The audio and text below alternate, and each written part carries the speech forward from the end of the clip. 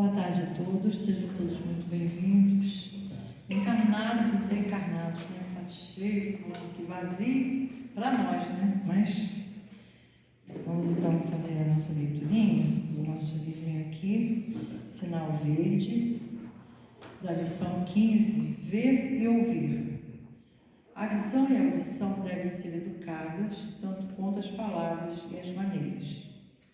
Em vista ao lar de alguém, aprendamos a agradecer o carinho do acolhimento sem nos determos em possíveis desarranjos do ambiente. Se ouvirmos alguma frase perfeitamente burilada na voz de pessoa amiga, apreciemos a intenção e o sentimento, na elevação em que se articula sem anotar-lhe o desalinho gramatical. Veja com bondade e ouça com lógica. Saibamos ver os quadros que nos cercam, sejam eles quais forem, sem sombra de malícia, atisnar-nos o pensamento. Registrando anedotas inconvenientes em torno de acontecimentos e pessoas, tenhamos suficiente coragem de acomodá-las no arquivo do silêncio. Nossa impressão negativa ou maldosa, que se transmite aos amigos em forma de confidência, é o mesmo que propinar-lhes veneno através dos ouvidos. Em qualquer circunstância, é preciso não esquecer que podemos ver e ouvir para compreender e auxiliar. Vamos fazer a nossa prece agora. Vamos mentalizar Jesus, nosso Mestre amado, a espiritualidade aqui presente, que possa nos auxiliar em nome de Jesus, para que a palestra e os ensinamentos do Cristo, através do nosso irmão Valdir, venham até o nosso coração e nos auxiliem nos nossos dias sempre. Senhor Jesus, aqui estamos, Mestre, pedindo a Tua bênção, pedindo auxílio aos espíritos amigos, esses anjos que o Senhor sempre manda para nos assistir, para que essa tarde seja de paz, de harmonia nos corações, e que todos que aqui estão, Senhor, encarnados e desencarnados, possam, Senhor, com as lições, adquirir um pouco mais de conhecimento e praticar em nossas vidas sempre os grandes ensinamentos do Teu amor. Que a Tua paz alcance, Senhor, também os nossos irmãos que aqui não puderam estar por algum motivo. Que todos possam receber as Tuas bênçãos, Senhor, em especial aqueles que estão em desalinho, aqueles que estão comprometidos com a sua moral, com a sua vida em particular. Que todos possam receber o auxílio necessário, Jesus. E que todos os nomes que estão aqui em nossa cestinha possam também, Senhor, a espiritualidade olhar para cada situação, a fim de que todos sejam atendidos em Teu nome, Jesus. E a bênção das águas que possam se tornar, Senhor, realmente o remédio necessário para cada um, para cada situação, porque o Senhor Jesus sabe e conhece cada coração, cada situação. Então, Jesus, que o Senhor possa permitir a bênção desta tarde ao nosso irmão Valdir, que fará a palestra para todos nós, que a espiritualidade esteja sempre aqui conosco, nos auxiliando em Teu nome, Senhor. Que assim seja, na graça de Deus, nosso Pai. Então, nós vamos passar para o nosso irmão Valdir, que fará a palestra, falando da mediunidade, desafios e bênçãos.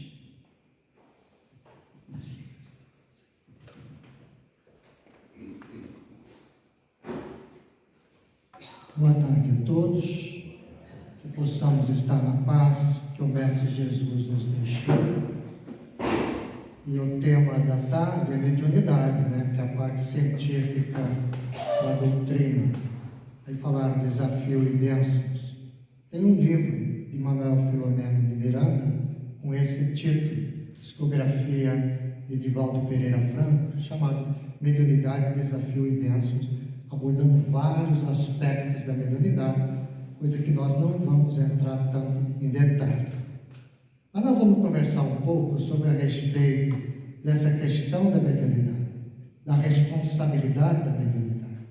Nós vamos ver nesse texto de Mateus, evangelista, é muito interessante, porque o Mestre Jesus, ele busca os seus discípulos, convida-os, os 12, e vão peregrinando e vendo, e ele vai ensinando.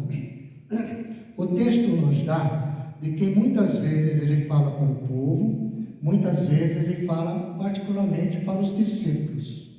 Chega um certo momento da sua pregação, dos seus ensinos, junto aos discípulos, ele começa a dividir os discípulos de 2 em 2, conforme está no texto do Evangelho, para que eles saiam, tá certo? Em várias regiões, na verdade são 12, são 6, seriam seis estradas diferentes para pregar o Evangelho. E chega num certo momento, no final, antes deu algumas recomendações, e ele diz assim: restitui a saúde aos doentes, para os discípulos, ressuscitai os mortos, curai os leprosos, expulsai os demônios, dai de graça o que de graça recebeste. Nesse momento os discípulos saem e eles começam, na realidade, para fazer curas. Até antes não. Parece que deu toda uma questão fluídica, mediúnica, naquele momento para todos eles. Mas se nós olharmos hoje o desenvolvimento que nós temos dentro da doutrina espírita, trazida por Allan Kardec no Livro dos Médiuns, nosso parâmetro, trazida por André Luiz no Livro Desobsessão, nós percebemos que também nós fazemos uma preparação. E depois chega um certo momento, depois de uma preparação toda de estudo, de preparo, de conhecimento, nós adentramos uma sala e ali houve um desenvolvimento, digamos assim, a respeito desse assunto. Foi o que Jesus fez. Todos eles já eram médiuns, todos eles já tinham potencialidade. É como se tivesse despertado neles essas condições para poder prosseguir. Mas o que é ser médium, né? Médium é toda pessoa que sente, num grau qualquer, a influência dos espíritos. Toda e qualquer pessoa. Não precisa trabalhar na mediunidade, não precisa trabalhar na reunião mediúnica. Qualquer pessoa que sente, e todos nós sentimos. Eu vou dizer por quê. Essa faculdade é inerente ao homem encarnado. E desencarnado também, porque na espiritualidade também existe esse trabalho mediúnico. E, por consequente, não constitui um privilégio exclusivo de ninguém. Por isso mesmo, raras são as pessoas que não possuem algum rudimento dessa faculdade. São raras. Todos nós somos médiuns. Todos nós temos as nossas intuições. A mediunidade intuitiva é a primeira que Deus nos deu para poder nós caminharmos, para poder nós recebermos as ideias. A ideia é minha, não é, foi soprada, entendeu? Ali o médico soprou, o espírito soprou, né? Problema. Então é diário. Se nós pudéssemos imaginar o quanto nós somos ajudados no decorrer do dia, porque a gente só quer ser ajudado nos grandes problemas, nas grandes dores, mas no problema do dia a dia é uma ajuda constante. Se nós estamos ligados ao bem, nós vamos receber essa ajuda. Então, essa questão mediúnica, né, pode-se dizer que todos são mais ou menos médios. Não é só uma questão de trabalhar numa reunião com o médium e nós colocamos ostensivo, porque o grau é imenso. Aí chega um certo momento que nem os discípulos de Jesus ficaram ostensivos, ou seja, para o trabalhar, para o bem, recebendo naquela guerra que falava a respeito das entidades, todas essas informações de poder transferir o bem para o outro, de cura, de informações, de amparo, etc. Então todos nós somos, né? Todos nós somos. Quando nós nos encontramos com alguém em dificuldade, estamos trabalhando, conversando, nós estamos sendo intuídos a respeito, dependendo daqueles processos.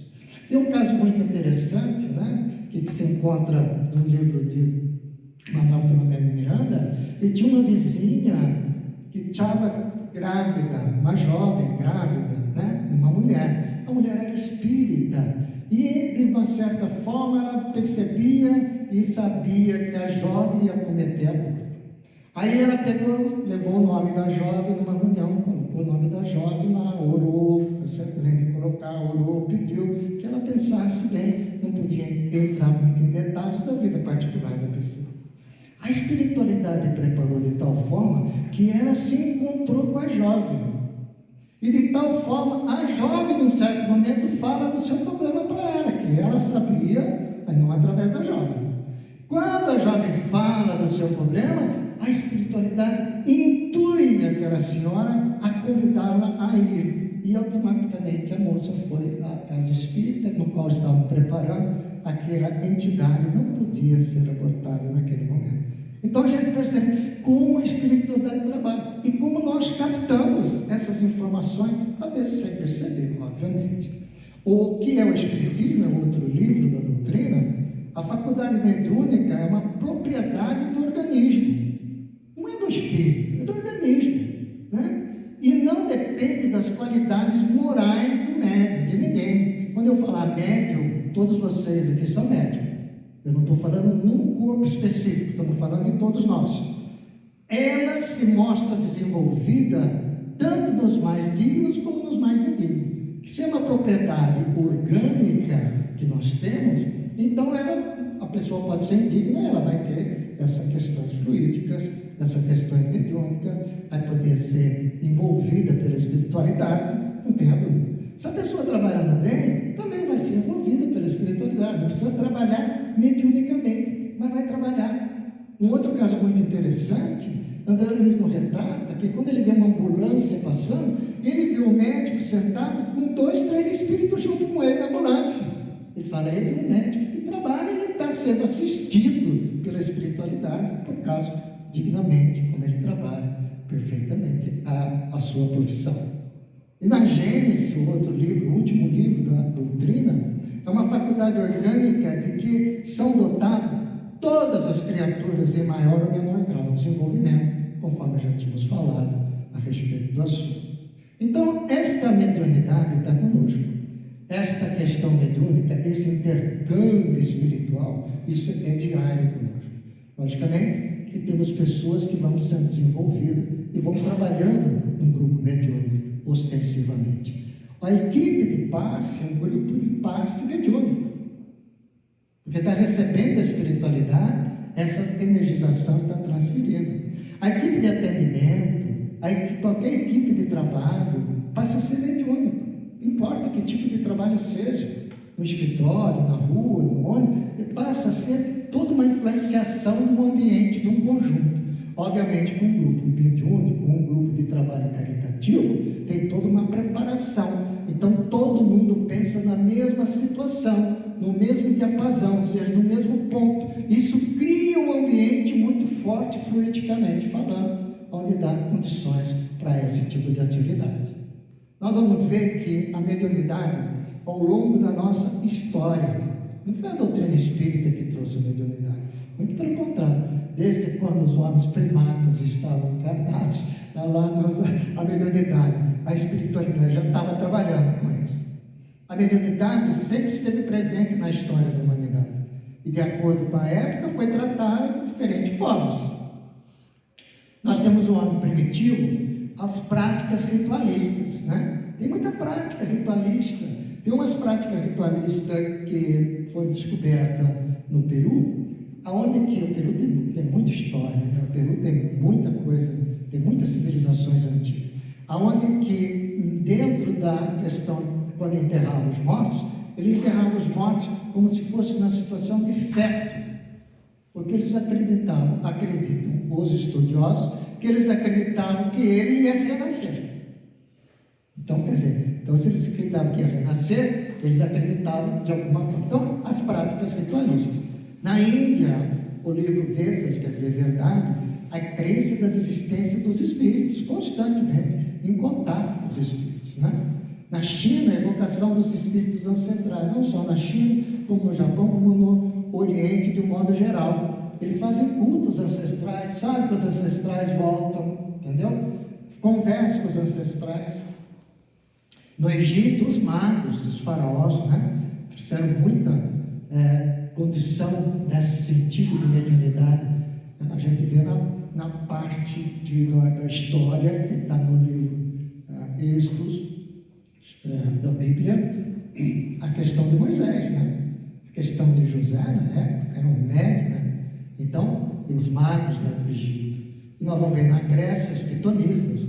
Na Grécia tinha as pitonisas, lá tinha as cavernas. Então tinha aquelas médias lá, então o pessoal ia fazer consulta, né? Era proibido, mas todo mundo ia. Porque quando é proibido, todo mundo faz.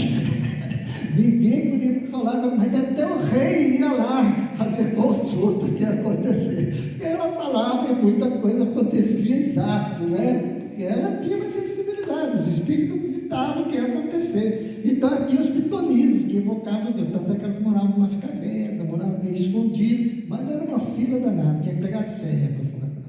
Bom, em Roma tinha as sibilas, que é igual as pitonisas, que também interrogavam os espíritos, né? Um pouco diferente em Roma, porque as sibilas, ela interrogava os espíritos, e na pitonisa falava com a outra pessoa. As sibilas interrogavam os espíritos e depois comunicavam, entendeu? O espírito falou isso. E as pitonisas ficavam mediunizadas mesmo, né? Que os espíritos falam. Essa é a história, né? Muitos médios foram considerados por muito tempo como sobrenaturais e demoníacos. A mediunidade, a gente sabe disso, né? Lá tem o cara da fogueira lá, né? Ainda bem que não estamos nessa época. De repente até já fomos queimados, né? Na Idade Média, demorou 400 anos a Idade Média, um período que a humanidade parou de crescer, né? Nesse período, né? Necessário talvez, mas parou de crescer, e na Idade Média acreditava-se que a mediunidade era sintoma de loucura ou bruxaria. Aí começava a falar, pegava, punha, amarrava, isso aí, a Inquisição mandava queimar mesmo, entendeu? Não tinha jeito. E se fosse falado do vizinho da fulano é médio, pronto, acabou. O julgamento já falou, acabou, né? Então nós vamos ver que algumas religiões chegaram a proibir, depois de Moisés, o seu uso, invocando o texto bíblico como apoio a essa proibição. Moisés, na realidade, a gente vai ver dentro do texto bíblico, do Testamento, ele proibindo a evocação, ele proibindo a consulta. O texto, em algumas traduções, está evocação, em outras está consulta. Porque naquela época, quando Moisés retirou o povo hebreu do Egito e transferiu, era um tal de consulta, ninguém dava um passo para a direita se não consultasse os mortos. Certo? Era consulta para todo lado. Então Moisés proibiu essa consulta. Não era se eu for lá, se eu não vou cá. Então era todo dia, tinha consulta em várias tendas, digamos assim, na época, porque tinha aquelas médias mais ostensivas, outras não, e de consulta a respeito do assunto. Então Moisés proíbe esse tipo de consulta. Porque se ele proibiu, é porque existia. Começa por aí. Então esse intercâmbio do mundo carnal para o mundo espiritual existia. Ele proibiu, porque existia. Mas ele mesmo constituiu 70 anciãos, na onde ele fazia as consultas com esses 70 anciões, mediunicamente. Porque Moisés era médium. E ele recebia Yahvé. E ele sabia que Yahvé falava para ele. Yahvé é o nome que ele deu ao Deus da época que ele conversava com ele. Então ele conseguia. Então ele tinha os contatos, assim como aqueles 70, aquele grupo que dirigia aquele povo hebreu nas suas consultas e informações espirituais e diretrizes espirituais para o povo, que não é fácil. Naquela época, nós estamos falando em 3.500 a 4.000 anos atrás, de grau de conhecimento, de estrutura, de sociedade, de brutalidade espiritual muito grande. Administrar um povo desse, não sabemos quando, uns falam 40 mil, outros falam 50 mil, a história não tem a quantidade, mas que seja 10 mil, já é uma grande dificuldade de briga, de questionamento. Então tinha que ter diretrizes fortes, tinha que ter informações fortes, além do conhecimento que eles tinham. Então a espiritualidade, ele ditava esse conhecimento. Então a proibição, né, de uma certa forma, não resolveu, porque quase todos os profetas, missionários, mensageiros de amor, justiça e de verdade foram médiuns, no sentido de que comunicavam com o invisível, comunicavam e transmitiam tinha, os profetas comunicavam, recebia informação tal. Recebeu de onde? Telefone, WhatsApp? Não existia naquela época. Só podia ter recebido da espiritualidade. Entendeu? Ah, me falaram isso, mas quem falou? Entendeu? Então, esses profetas, essas pessoas missionárias que tinham esses contatos na época, é porque a espiritualidade os usavam para transferir as suas informações. Então, a gente percebe que a mediunidade sempre esteve presente, nos guiando a respeito do assunto. Foi no século XIX, então, que a relação da mediunidade com o ser humano mudou através de Allan Kardec, porque o fenômeno das mesas girantes, né, giravam lá, chamaram a atenção de vários estudiosos na época da França. Começou com as irmãs Fox, lá em Hillsville, nos Estados Unidos, e foi transferindo para todo, porque quando a gente percebe que quando quer fazer uma mudança no planeta, todo mundo pipoca todas as mesmas informações em todo lugar do planeta, todo mundo recebe. E a questão da mediunicamente mais ostensiva, por uma época que já não queimava tanto, mas queimava ainda, entendeu? Mas na França não. Então o que acontece? Hippolyte Rivail, né? Leon Rivail, Nisai Rivail, e Kardec, ele que passou a estudar esses fenômenos. Então ele começou a perceber que existia um outro mundo para dar essas informações. Então ele deu uma melhor compreensão para a questão mediúnica do ser humano de trabalho. Aí nós vamos avançar até 1945, estamos falando de Kardec. Kardec nos dá uma estrutura no livro dos médiuns de como deve ser feito o desenvolvimento, os perigos da mediunidade, os cuidados que temos que ter. Ele fala do médium da intuição, que é todo mundo, né? Por que é da intuição? Ele vai falar ali da prece, do envolvimento da prece. Então ele dá um roteiro seguro para aquelas pessoas que estão mais para lá do que para cá, né? Porque o médium foi mais para lá do que para cá, para poder se trabalhar bem a respeito desse assunto. Mas em 1945, né, o advento do Chico Xavier conosco e do Espírito André Luiz, trazendo a série do mundo espiritual, Alexandre, né, que é o orientador, ele vem trazendo nesse livro Missionário da Luz, no seu capítulo 1, uma revolução científica. Esse livro traz revoluções científicas que a ciência da época desconhecia e vieram a conhecer no futuro. O que ele diz? No exercício mediúnico nosso, qualquer que seja, de qualquer modalidade intuitiva, de sonho, qualquer, a epífise, que é uma glândula que está aqui, uma glândula que até aquele momento, em 1945, a ciência achava que essa glândula era da puberdade. E quando eu falava mais jovem, a glândula estava dura, morria, não tinha serventia para nada, né? Mas ele diz que não, que essa glândula chamada epífise, a glândula pineal conhecida, desempenha um papel mais importante do nosso cérebro. Através de suas forças equilibradas, a mente humana intensifica o poder de emissão e recepção de raios peculiares à nossa esfera. Então a gente tem que ter uma antena.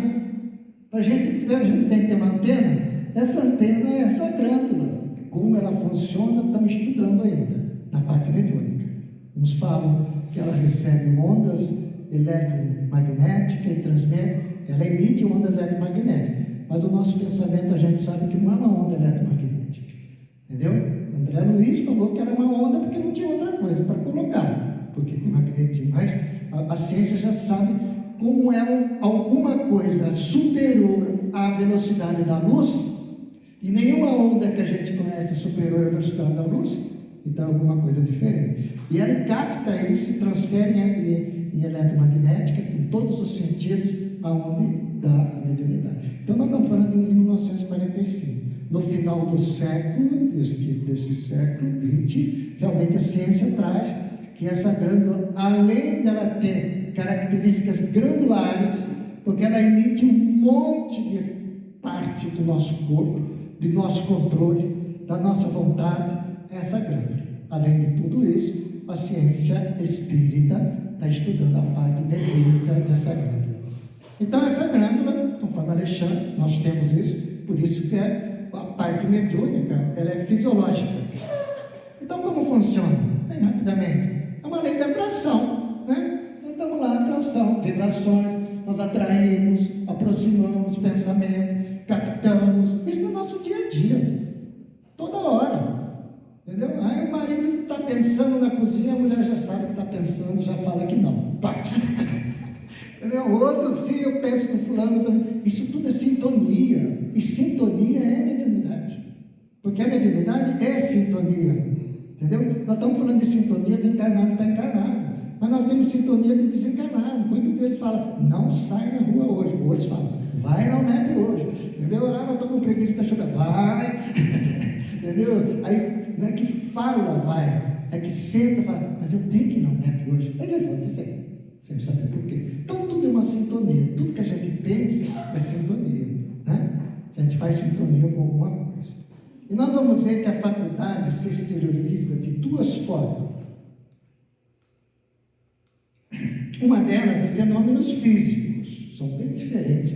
Aqui Kardec vem colocando isso dentro do livro dos médiuns. Combinação dos fluidos. Então eu sou médium. Eu tenho minhas questões fluídicas, né? Ostensivas, do médium com o fluido do espírito. Vamos imaginar que a Maria Luísa é um espírito. Ninguém está vendo a Maria Luísa aqui, tá certo? Então, eu emito esse fluido, ela como espírito, capta esse fluido, porque os fluidos têm que se combinar, né? Então, tem que ser uma entidade que tem sintonia fluídica comigo. O fluido dela combina comigo, né? Comunicando as condições do ambiente, influindo nas condições físicas. Então, ela impede esse fluido combinado com o meu materializado, o dela espiritualizado, junta e coloca nesse vaso. Aí o vaso, daí, pela ideia dela, ela fala assim, levanta, o vaso levanta. Isso é efeitos físicos, tá certo? Daí eu faço uma pergunta para ela, fala para o vaso bater quantos anos eu tenho. Aí o vaso quebra, porque até chegar lá, vai quebrar. Mas é assim que funciona, entendeu? É assim que funciona. Na época das mesas de janta era igualzinho. Pegava, levantava a mesa, perguntava para o espírito, bate o nome do fulano. A mesa, pum, pum, batia, que começou a escrever essas coisas. Essa é a parte física. A parte inteligente, na realidade, a ligação perispiritual ocorre na intimidade da mente do médium. Então a Maria Luísa chega perto do meu perispírito, interligam-se, e por uma razão que a gente desconhece dentro da ciência espírita, a minha pineal capta o pensamento dela e eu falo, ou escrevo. Tá certo? Então, são coisas. Ela não entra no meu corpo, não existe isso, tá certo? Aquela história não entra. Ela é sintonizado, é bem próximo ou não, dependendo da categoria da entidade. Então, nós vamos ver que os exemplos dos fenômenos físicos são materialização, transporte, voz direta. De repente, aqui, se alguém tem algum médium que tem essas questões fluídicas, de fazer essas gargantas ectoplasmáticas, a gente para e a voz continua conversando conosco, voz direta. Paulo é contado no Atos dos Apóstolos que quando ele adentrava a uma, vamos chamar de igreja, a um local onde ele tinha fundado para divulgar o Evangelho do Cristo, na realidade, em muitos locais existia um fenômeno de voz direta. Não era mediunizado, voz direta. E a voz dava as instruções a eles, ao grupo, em voz direta. Isso porque ele tinha uma potencialidade mediúnica muito grande. A escrita direta é líder. Eu ponho um pedaço de papel aqui, né? O meu fluido vai para Maria Luísa e ela pega e escreve. Né? Através do escreve de várias formas. Um pensamento, uma caneta espiritual, alguma coisa, ela pega a folha, está escrito lá uma mensagem. Então é escrita direta. Então, fenômeno, tipologia, batida. Né? Então, e no exemplo de efeitos inteligentes, é a nossa intuição. Aquilo que a gente tem no nosso dia a dia, não tem como fugir. Tá certo? Não tem como. A vidência, né? Algum que tem, né? Evidência. A audiência, não escuta vozes, né? A psicofonia, né? Aí fala. da psicografia, da escrita. Chico tinha quase todas as mediunidades, até de materialização. E tinha, principalmente, desenvolveu uma grande potencialidade a questão da psicografia. Psicografar quase 400 livros, certo? Uma existência. Se a gente conseguir ler os 400, está ótimo. Uma existência. Ele escreveu. Agora cabe a nós lermos isso, porque ele escrevia, ele lia, ele datilografava, ele revisava, depois ele manda, o André Luiz vinha, né, antes da publicação. Então foi um trabalho realmente de intercâmbio espiritual intenso. E nós vamos ver que essa questão de desafio da mediunidade, qual é o nosso desafio que nós temos, né?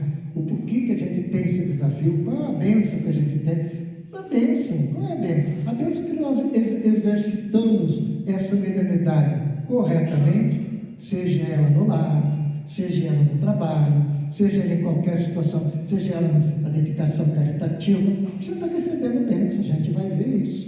Então, o que é mediunidade como desafio para nós? Mediunidade como desafio para nós e para toda a população terrena que se encontra no nosso globo, encarnado e desencarnado, é colocar em prática a lei de amor. Esse é o grande desafio nosso, que nós temos do Evangelho, né? Que Deus é amor, como definição de Deus. Deus é amor. Jesus traz isso claramente para nós. A outra é a vivência da caridade. A caridade é uma questão de benevolência. A benevolência é a gente atender a todos indistintamente igual. Se eu sorrio assim, eu falo, fico sorrindo assim para todo mundo. É benevolência. Deve ser benevolente com todos. A caridade é indulgência. É entender o que cada um é no seu momento, na sua situação. Isso que é a caridade. E a caridade é perdão, que a gente vai ver daqui a pouco, né? É serviço ao semelhante. Esse é o grande desafio que nós temos na humanidade. Serviço. Buscarmos, né, trabalharmos aqueles que têm maior necessidade.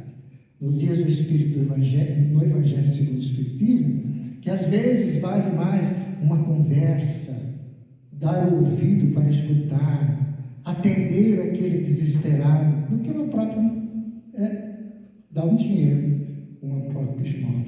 Então, essa questão de semelhante, de ajuda, tem várias maneiras que a gente pode ajudar. É dentro do lar, começa dentro do lar. É só nós pararmos e olharmos para ver, porque sempre em todo lar tem um que precisa, requer maior atenção. Todo lar tem, ou toda família tem. Tem sempre um, e tem família que tem 2, 3, né? Essas são poderosas, né? Que requer maior atenção. É o serviço, na realidade, aprender a servir. Enquanto Jesus mesmo falou, o menor é aquele que serve. Eu não sou maior, o menor é aquele que serve no reino de Deus, falando para os apóstolos, né? E nós vamos ver no livro Decálogo dos Médiuns, como o Espírito André Luiz coloca, daí eu coloquei algumas passagens bíblicas, né? Para a gente ver que ele relata 10 tópicos das nossas condições, do nosso dia a dia que nós devemos observar. O primeiro dele é o nosso dever. Não dever da vida. Como que a gente deve ter o dever? Porque Deus sempre dá alguma coisa para nós fazermos, né? Sempre. Se nós estamos aqui encarnados, é porque Deus espera alguma coisa de nós. E o nosso dever. E André Luiz nos diz, está bem resumido, tá? Rede culto ao dever. Não há fé construtiva onde falta respeito ao cumprimento das próprias obrigações. Se falta respeito às próprias obrigações, não tem fé. Tá certo? Então, outro dia eu li uma frase do Espírito Emmanuel, através do Chico, no livro Justiça Divina. Ele diz assim: se você quer saber quem você é, começa assim: pare e pense, quando você está sozinho, o que você está pensando. Agora, se você quer saber para onde você vai depois da morte, pare e veja, quando você está sozinho, o que você está fazendo. Entendeu? é muito interessante isso, né? Nós fazemos uma autoanálise. Se nós estamos sozinhos, não tem ninguém falando, estamos vendo, né? O que nós estamos pensando? Se nós estamos sozinhos, o que nós estamos fazendo? O que nós estamos fazendo é o que nós vamos depois da morte. Então, só, né, render o culto ao dever. Aí Lucas, né, evangelista, contou-lhe ainda uma parábola para mostrar a necessidade de orar sempre, sem jamais desfalecer. Então, a oração vai nos ajudar a cumprir esse dever, sem dúvida nenhuma, sem nos desfalecer. Em Atos dos Apóstolos, mas nós perseveraremos na oração e no ministério da palavra. Eles falando, né? Vamos perseverar. Então, nós temos uma vida, por mais difícil que esteja, de altos e baixos, nós temos que perseverar, aceitar e cumprir com o nosso dever. Trabalho voluntário. Trabalho voluntário pode ser qualquer tipo de trabalho, desde que a gente se dedique ao próximo, né? Então ele diz: trabalha espontaneamente. A mediunidade é um arado divino que o ácido, preguiça e ferrugem destrói. Será que não tem um vizinho precisando de uma ajuda? Será que não tem um amigo, um parente? Não precisa ser necessariamente esse trabalho voluntário de grupo, mas pode ser dentro da nossa casa. Será que dentro do nosso trabalho, né, profissional, não tem alguém que esteja precisando, passando por dificuldades, e a gente pode, de uma certa forma, ajudar? É um trabalho espontâneo, um trabalho voluntário, né? Então, cada um pensa, cada um vai tentando trabalhar a respeito disso. Meu pai trabalha até agora e eu também trabalho. Está lá em João, né, Jesus falando. Igualdade perante Deus. Nós temos uma certa igualdade perante Deus, porque nós somos criações divinas. Todos nós somos divinos. Nós estamos caminhando, nós somos divinos. Não seremos Deus com letra maiúscula, mas Jesus nos colocou o que nós poderíamos fazer, o que Ele faz e muito mais, porque depende do nosso processo evolutivo. Então, Ele vem nos dizendo: não te creias maior ou menor, muito pelo contrário, como há árvores frutíferas espalhadas no solo, cada talento mediúnico tem a sua utilidade, a sua expressão, cada um. Se eu tenho uma mediunidade ostensiva, estou trabalhando, eu tenho um talento. Se eu não tenho mediunidade ostensiva, eu tenho uma mediunidade intuitiva, e estou administrando, estou criando filho, estou criando neto, tem a sua utilidade. Então, é uma igualdade, nem maior, nem menor. Quem cria 8 filhos, quem cria 4, quem cria 5, todos eles têm responsabilidade e são muito ajudados pela espiritualidade. Nisto reconhecerão todos que sois meus discípulos, se tiverdes amor uns pelos outros, nos diz Jesus, que está em João. Então, quer dizer, Jesus traz o seu evangelho de uma forma muito intensa, no sentido de que o amor, a mudança, que a espiritualidade aí vai estar nos ajudando a trabalhar. Recompensa. Será que nós temos recompensas na vida? Né? Independente se é ostensivo ou não. Será que a gente encarna ou reencarna para ter recompensas? Não espere recompensas no mundo. As dádivas do Senhor, como sejam os fulgores das estrelas e a carícia da fonte, o lume da prece e a bênção da coragem, não tem preço na terra. Não tem preço de recompensa. Por quê? E o Pai que vê no secreto te recompensará. Deus está vendo o nosso trabalho, nós estamos emitindo. É como Ele está vendo, porque a gente não entende Deus, porque Deus está presente em todo lugar, conosco. A gente não tem essa noção. Porque tudo que nós fazemos, fica registrado conosco. É como se fosse um registro, né, de um computador bíblico. Então, tudo que nós fazemos. E quando nós estamos nos esforçando, está registrado. As bênçãos está registrado, né, conosco a respeito disso. Então, Jesus disse: do Pai que vê no segredo, te recompensará. Sentido de equipe. Esse sentido de equipe, ela é muito importante, porque os trabalhos de equipe são importantes dentro de uma casa espírita. O trabalho do passe, o trabalho mediúnico, o trabalho da administração da infância e juventude, o trabalho da evangelização, o trabalho da assistência social, é tudo equipe. Então, esse sentido de equipe é que gera, né, o trabalho. Porque não pode ter maledicência dentro da equipe. Aí estraga toda a equipe, né? Estraga toda a equipe. Aí é falta de indulgência, porque a pessoa não entende o outro daquele jeito. Então tem que entender. Então todo o trabalho de equipe, quem evolui é a pessoa que está dentro da equipe, desde que entenda a equipe. Porque todo o trabalho que nós vamos estar é para nós seremos o beneficiário. Seja o trabalho e a pedra que nós carregamos. Podemos carregar mais pedra do que qualquer um, tá certo? Mas nós que vamos ser beneficiados. Ou podemos carregar menos pedra, porque nossas forças não dão. Mas também, se nós entendermos isso, nós é que seremos beneficiados. Então, todo o trabalho da equipe depende da evolução de cada um, como se vê a equipe, e se esforça dentro da equipe. Então, não centralize as ações, não queira mandar na equipe. Não queira pôr o seu personalismo da equipe como tem que ser, como não tem que ser. Então, todos os companheiros são chamados a cooperar, qualquer que seja, no conjunto das boas obras, a fim de que se elejam a posição de escolhidos para tarefas mais altas. Então, é um trabalho, né? O trabalho tem uma certa sintonia, uma certa administração, e eu vou lá me dedicar àquela administração, respeitar, chegar ao horário, cumprir com o meu horário, com o meu dever, orar, buscar atender as pessoas. Então, é um trabalho de equipe. Aí Jesus nos diz: pois onde 2 ou 3 reunidos em meu nome, ali estou eu no meio deles. Então, quando uma equipe se junta, seja ela profissional, de boa vontade, sempre vai ser ajudado pelo mundo espiritual. Não tenha dúvida. As grandes soluções do mundo estão nessas equipes, no mundo espiritual trabalhando, né, a respeito desses assuntos. Perigo da dúvida. Isso estraga qualquer trabalho. Quando a gente duvida. Será que a gente duvida quando nasceu os nossos filhos, que a gente poderia ser um bom pai, uma boa mãe? Deu um certo medo, né?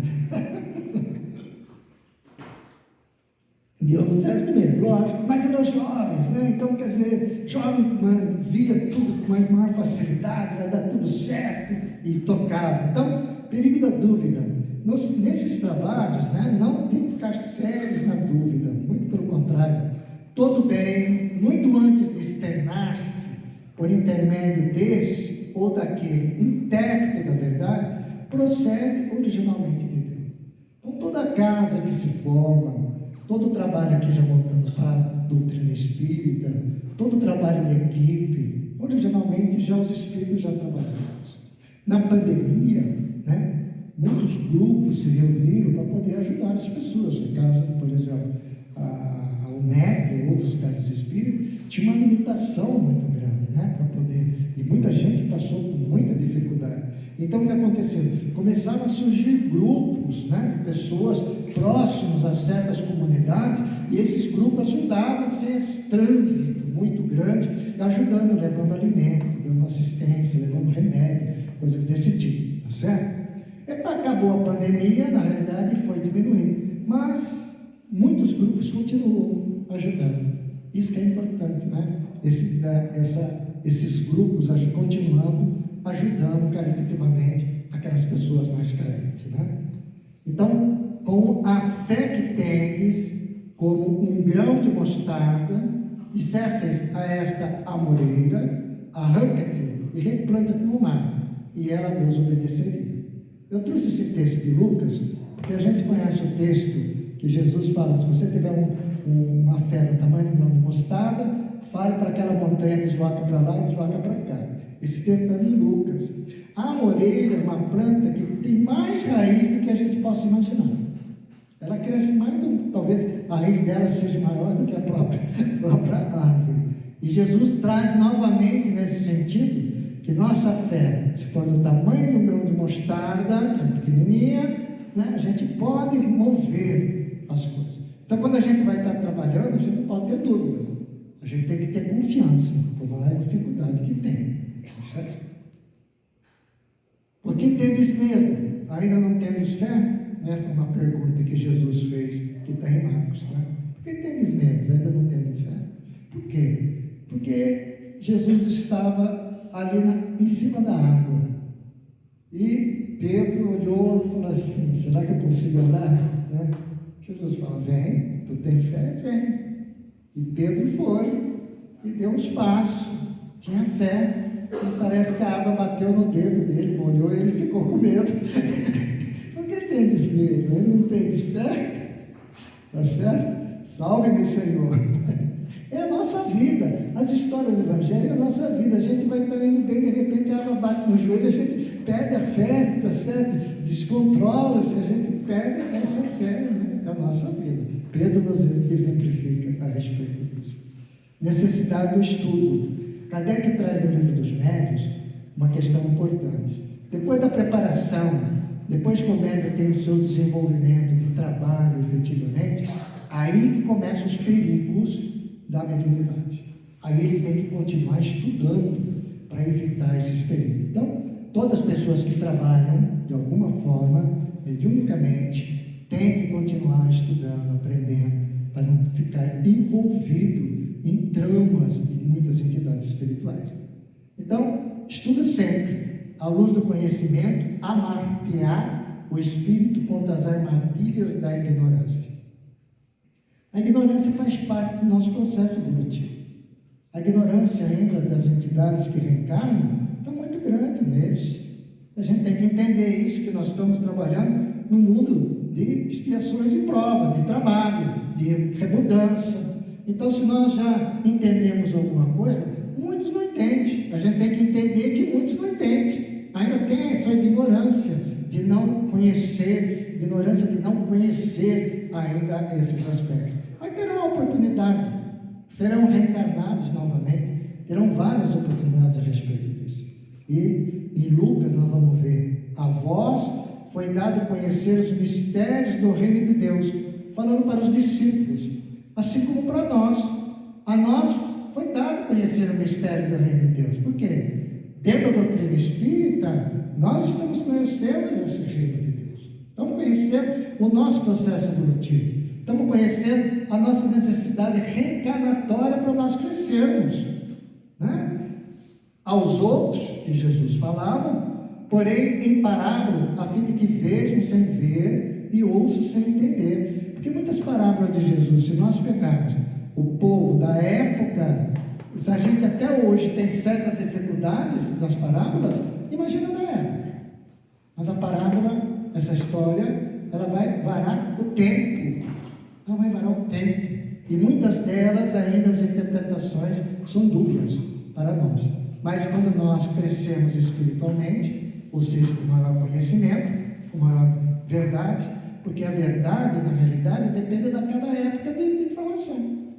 Então, por exemplo, a verdade em 1925 sobre a questão de astronomia. A verdade em 1925 sobre a astronomia, só existia uma galáxia no planeta, em 1925. Todos os estudiosos achavam que existia uma estrela, não existiria outra galáxia. Foi o estudioso Hubble que descobriu que essa galáxia, deu o nome de Via Láctea, ou já chamava, e disse que existiam outras galáxias. Em 1925, no nosso século passado, pertinho, muitos nasceram quase próximo disso. Então, a verdade até 1925 era uma. Depois de Hubble, foi outra. E depois da tecnologia desses telescópios, é outra. É outra completamente diferente. A verdade de que uma estrela, uma grande estrela, ou seja, uma estrela, que é uma estrela? Uma estrela é um foco de gases incandescente com muitas explosões. É uma estrela, certo? É uma estrela. Ela, na realidade, tá certo? Ela é assumida, na verdade passada, assumida por um planeta. O planeta vinha de sumir ela. Aí provaram que tem algumas estrelas que cobrem o planeta. Os planetas que estão girando em volta dela se desgastam com o tempo, que nem o nosso vão se desgastar. Aí se descontrola, porque se nós desgastarmos a nossa massa planetária, a gente vai sair do eixo, a gente vai mudar um pouco o nosso eixo. E se eu descontrolo, o que vai acontecendo? A gravidade vai puxando aquele planeta para dentro da estrela e acaba o planeta. Então é uma outra verdade identificada pelo Webb James, que é esse nosso querido telescópio que está desvendando o nosso mistério da vida. Então, as verdades são sempre de tempo em tempo. Então, hoje nós temos uma verdade, amanhã a ciência traz, será outra verdade. Então, temos que estudar sempre. Combate as imperfeições. Isso daí é diário, né? Não te irrite. Isso aqui para nós não tem problema, ninguém se irrita aqui. Já passamos dessa fase. Cultiva a caridade e a brandura, né? Cultivar. Compreensão e a tolerância. Porque os mensageiros do amor encontram dificuldade enorme para exprimirem com segurança através de coração conservado em vinagre. Então, às vezes eles querem nos ajudar, mas a gente está tão raivoso, está tão agitado, está tão isso que não consegue penetrar na nossa mente para dar as informações, ou para dar a nossa intuição da nossa vida. Então, se a gente tem essa questão de irritabilidade constante, seria bom a gente começar a trabalhar, né? Nessa encarnação a gente veio para trabalhar isso, né? Bem-aventurados os pobres de espírito, porque deles é o reino dos céus, disse Jesus nas bem-aventuranças, né? Pobre de espírito, a gente entende que aqueles que não são mais ricos de violência, na verdade são humildes a respeito desses assuntos, já superaram todos esses aspectos negativos da vida. Perdoar as ofensas, que é uma outra questão muito séria a respeito do assunto. Então, desculpa incessante. A gente tem que estar pedindo desculpa. O cara pisou no meu pé, desculpe. É um hábito que a gente tem, né? Quando a gente puxa, grita, né? Mas é desculpa. O ácido da crítica, nos diz André Luiz, não te piora a realidade. Então, se eu tenho uma realidade, digamos assim, má para mim, se eu fico crítico, não vai piorar aquela realidade, né? A praga do elogio não altera o modo justo de ser. Quando alguém faz muito elogio não vai mudar o modo de ser da pessoa, não vai. E ainda mesmo que te categorizem a conta de mistificador, um embusteiro, um enganador, uma série de outras coisas que a gente pode colocar aí, esquece a ofensa com que te espanquem o rosto e guardando o tesouro da consciência limpa. E hoje é muito comum por causa das redes sociais, né? É a família brigando com a família, xingando a família na rede social, né? Um ou outro é política, é religião, é coisas desse tipo, ofende. Então, o que eles nos pedem? Para a gente ter paciência. Segue adiante, na certeza de que cada criatura percebe a vida do ponto de vista em que se coloca. Então, se nós colocarmos para nosso entendimento do que o outro está fazendo aquilo porque é do ponto de vista dele, não é do meu, a gente não vai, na realidade, e vai perdoar, então deixa para lá, entendeu? Essa daí é uma desculpa incessante, é um treino. Senhor, essa é muito interessante, porque Pedro era questionador, né? O apóstolo, né? Pedro era questionador. Senhor, até quantas vezes pecará meu irmão contra mim e eu lhe perdoarei? Até 7? Por que Pedro fala até 7? Porque na Bíblia nós temos passagens dos Hebreus que o perdão, e tudo era 7, é um número cabalístico. Então você tem que fazer 7 isso, 7 aquilo, 7 aquele outro. Então era um número cabalístico. Então Pedro achou que só 7, como 7 era cabalístico dentro da cultura hebraica, ele já perguntou, vou perdoar até 7 vezes? Jesus falou, não é nada disso. Jesus lhe disse, não te digo que até 7, mas até 70 vezes 7. Cada ofensa. Entendeu? Então, é nesse sentido que o Mestre Jesus vem nos dando uma visão de como nós devemos treinar dentro de nós em todo esse processo caritativo. Porque perdoar é um processo caritativo nosso. E quem evolui somos nós. Quando a gente consegue perdoar, Kardec diz que a gente não consegue esquecer, óbvio, concordo com ele. Mas quando a gente para de desejar mal, ora para o outro, não precisa conviver também com a pessoa, mas ser da família tem que conviver. Né? A família às vezes se reúne, dia das mães, foi todo mundo lá, mas aquele cunhado, aquele não sei o que, não, deixa o cunhado, né? Está falando, não quer participar, vai para um outro canto, ora, faz uma prece, entendeu? Né? O irmão, o parente sempre tem uma certa confusãozinha. Coragem moral. Não temas perseguidores, ninguém tem. Lembra-te da humildade do Cristo e recorda que ainda ele, anjo em forma de homem, estava cercado de adversários gratuitos e de verdugos cruéis, quando escreveu na cruz, com suor e lágrima, o divino poema da eterna ressurreição. Não temos perseguidores, tá? Tende confiança, sou eu, não tenhais medo. Jesus falando para Mateus. Então tende confiança, toda ação que a gente for fazer, tenha confiança. Os bons espíritos, Jesus está mandando os bons espíritos para nós. Então nós vamos ter uma passagem, para nós entrarmos no encerramento, né? Muito interessante, porque Jesus passa pela Samaria, num poço, encontra a samaritana. Conversa com a samaritana. É ali que Jesus fala da sua missão. Porque ela pergunta que vinha esperar o Messias, e Jesus fala, sou eu. Dentro do texto evangélico, muito interessante, ele não fala que é Messias nem para os discípulos, para ninguém, em nenhuma pregação. Mas para a samaritana, ele fala que é o Messias.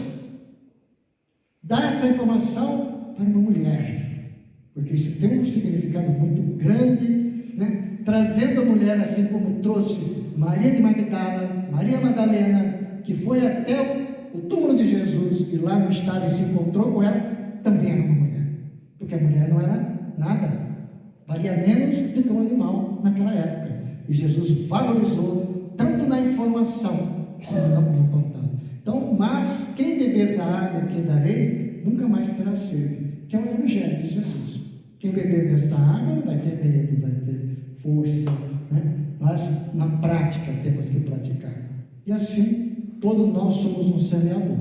Todos nós somos um semeador. Eis que o semeador saiu a semear. Muita paz, meus irmãos.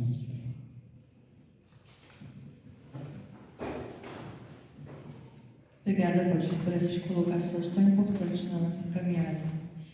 E mediunidade tem uma frase muito importante que diz assim: mediunidade é coisa santa, que deve ser santamente exercida.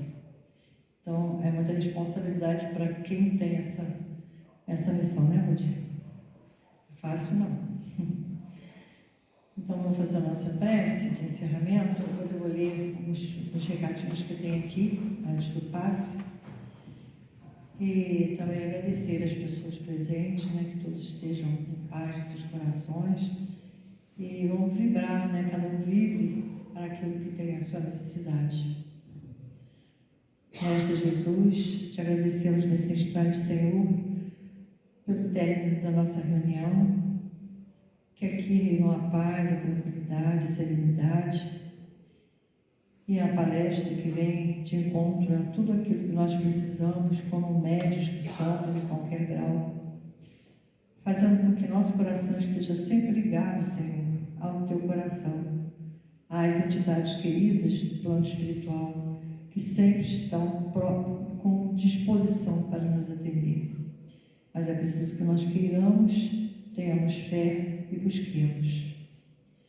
Que a tua paz, Senhor, nos alcance novamente, abençoando a todos nós, presentes, encarnados e desencarnados, que possamos ter compreensão do que é essa grande missão de mediunidade.